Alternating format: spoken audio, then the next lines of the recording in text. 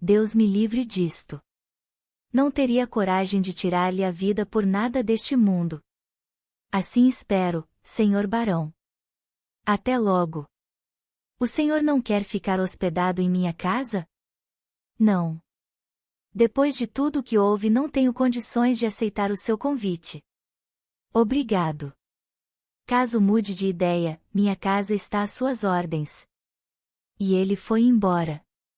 Ia cabisbaixo, 1000 ideias deviam estar lhe passando pela cabeça. Pensei. O fato é que nunca mais o vi. Alguns dias depois voltou para Portugal, sem notícias de sua filha. A busca. Nestes dias, minha consciência acusava-me intensamente.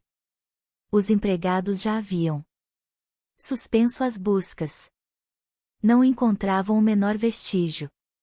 Eu me recolhi de vez. Nada saíra como eu havia planejado. O tempo foi passando, e eu, cada vez mais, fui me isolando.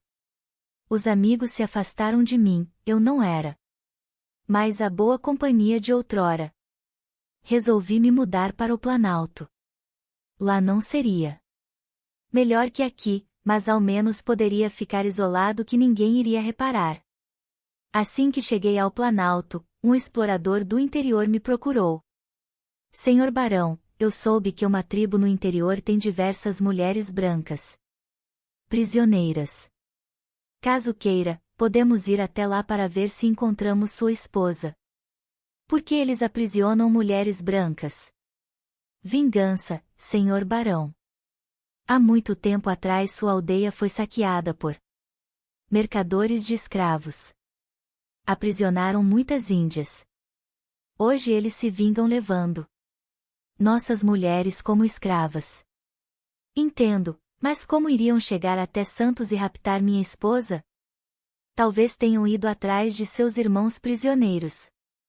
Poderia organizar um grupo de homens para tal empreitada. Se o senhor custear as despesas, isso será fácil. Eu custearei. Providencie o mais rápido possível, sim? Está bem, senhor barão. Em 15 dias partiremos. E o homem providenciou uma grande expedição. Partimos num dia ensolarado, mas 2 dias depois começou a chover, e a viagem se tornou uma odisseia. Eram muitas as dificuldades. Os rios transbordaram, e a navegação teve que ser interrompida até que as águas baixassem. Perdemos muitos dias, até que tornassem navegáveis. Logo que isso aconteceu, retomamos a viagem. 15 dias após a partida, fomos atacados por uma tribo hostil. Estávamos bem armados, e isto nos ajudou muito. Após 2 dias de lutas esporádicas, pudemos seguir viagem, não sem antes termos que enterrar 3 de nossos homens. Índios, haviam muitos, mas não os enterramos. Que os seus viessem fazer tal serviço. Quando nos aproximamos da tal aldeia, ocultamos os nossos barcos. Iríamos o resto do caminho através da mata, não poderíamos ser vistos. Nós nos aproximarmos da aldeia, revisamos nossas armas de fogo, espadas e punhais. Caso houvesse luta, estaríamos preparados. Ao chegarmos numa clareira, avistamos a aldeia. Um homem foi destacado para ir observar qual seria a maneira de nos aproximarmos. Voltou algumas horas depois. É melhor entrarmos na aldeia bem cedo, assim que o sol nascer. Nesta hora, a maioria estará dormindo, e será fácil de dominá-los. Ficou decidido que faríamos isto. Alimentamo-nos sem fazer fogueira para não sermos vistos. Foi uma longa noite. Até hoje lembro bem. Ao amanhecer, levamos só o essencial, logo estávamos na aldeia. Procuramos não fazer muito alarde em nossa entrada. Capturamos o chefe, e o obrigamos a chamar os outros. Cercamos os guerreiros num círculo, e alguns homens foram colocando as mulheres em outro. Quando já estavam todos ali, comecei a procurar por minha esposa. Havia diversas mulheres brancas, mas ela não estava ali. Foi uma decepção para mim. Procurei me informar, com elas, se não tinham visto minha esposa. Tudo inútil. Ninguém tinha visto mulher alguma parecida com ela. O explorador conversou com o cacique sobre minha esposa e conseguiu informações sobre uma mulher parecida, que estava em outra aldeia, mais além. Levamos as mulheres brancas conosco, e fomos à procura da tal aldeia. Ao chegarmos nas proximidades, fomos recebidos por um bando de índios enfurecidos. Foi uma luta feroz. Matamos muitos índios. Foi uma carnificina, pois nossas armas eram superiores. Quando cessaram o ataque, invadimos a aldeia, e novamente o sangue correu. Com nossas armas de fogo já havíamos matado muitos deles. Depois, com nossas longas espadas, completamos o ataque. Os nossos homens eram mestres no uso das espadas. Quando já não opunham mais resistência, reunimos todos no meio da aldeia, e começamos a procurar a mulher branca. Não a encontramos em lugar algum. Após ameaçarmos alguns de morte, disseram que ela fugiu assim que soube da nossa aproximação. Um deles se aproximou de mim, muito altivo, me perguntou: "O senhor é o barão?" "Sim, por quê?" Ela disse que caso fosse o senhor, era para dizer que ela não quer vê-lo nunca mais. "Onde está ela agora?" Ordenei que alguns homens saíssem à sua procura. Ficamos uma semana na aldeia. Até que cessamos as buscas. Ninguém conseguiu encontrá-la. Chamei o índio e ordenei: "Caso queira que o resto da aldeia viva, saiam alguns de vocês e tragam-na até aqui. Do contrário mataremos a todos." "Até mulher e criança o senhor mata?" "Sim, não restará ninguém, caso vocês não voltem com ela. O senhor é pior do que ela falou. Ande logo." "Esperaremos por 3 dias, nenhum a mais." O índio ficou assustado com minhas palavras. Já havíamos matado muitos deles. Não duvidava que eu seria capaz de repetir a matança. Embrenharam-se, vários índios, nas matas cada um para uma direção.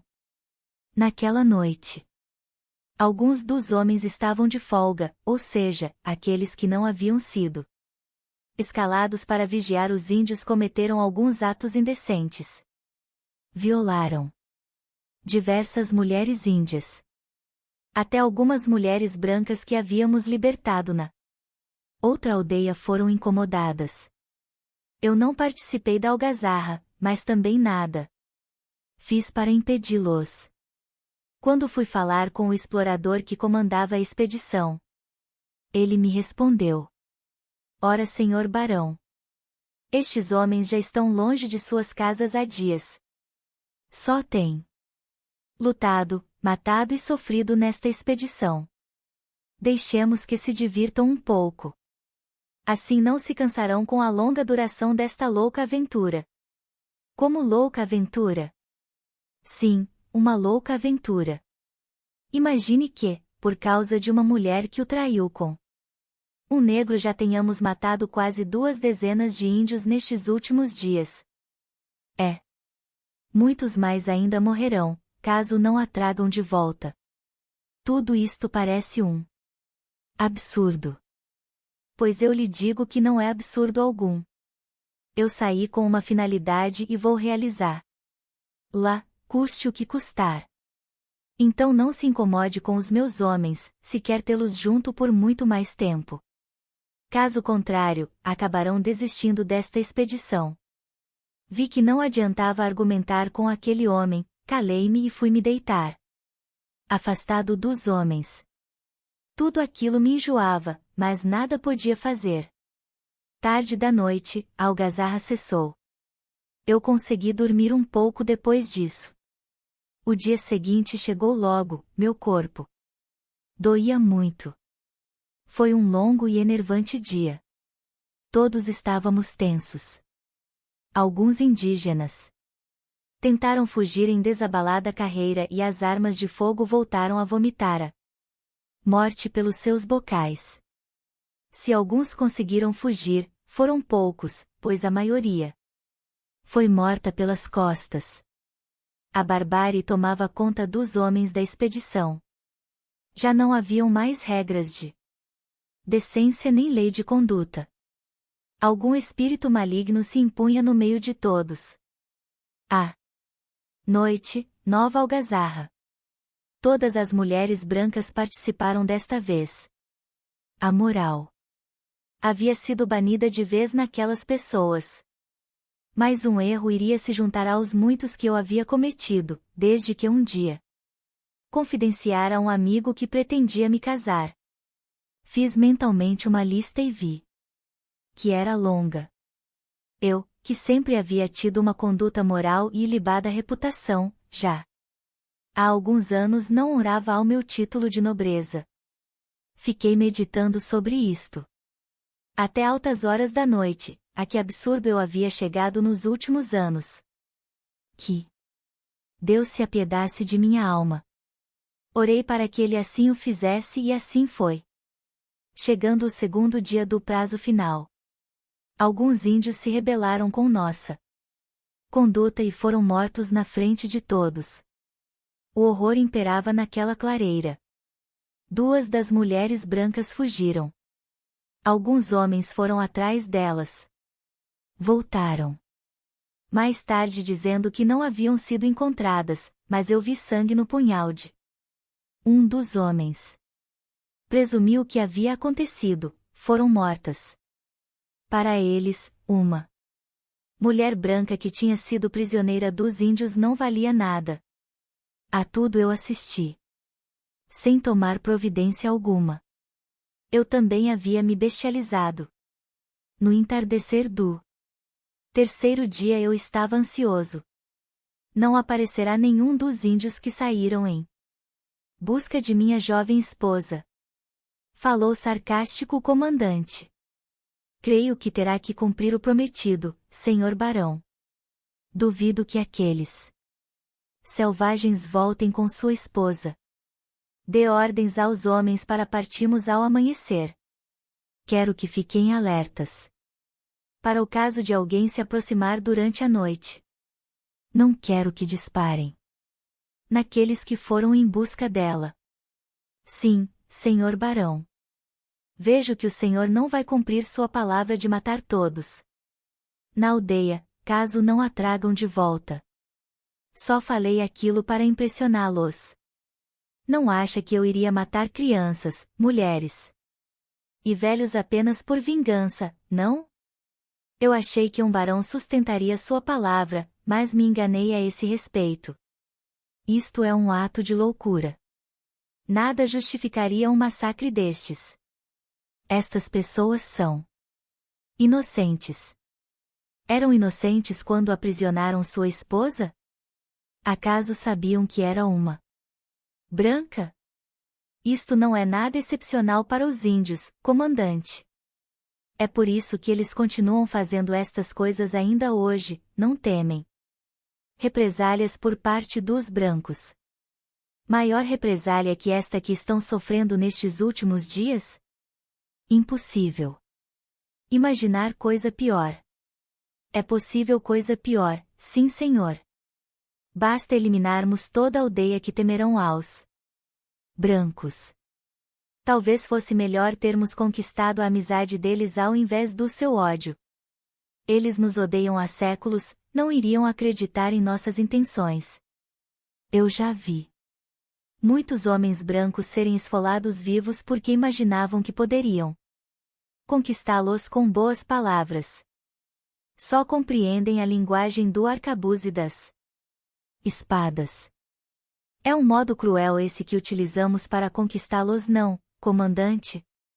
Eu acho que é só mais um dos muitos modos de se conquistar algo. Vejo que é um homem muito cruel. Eu, cruel.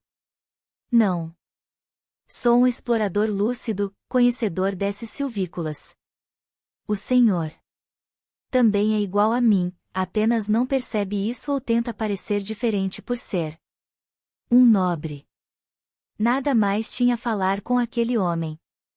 Nossas diferenças eram muitas e caso continuássemos com a discussão acabaríamos brigando.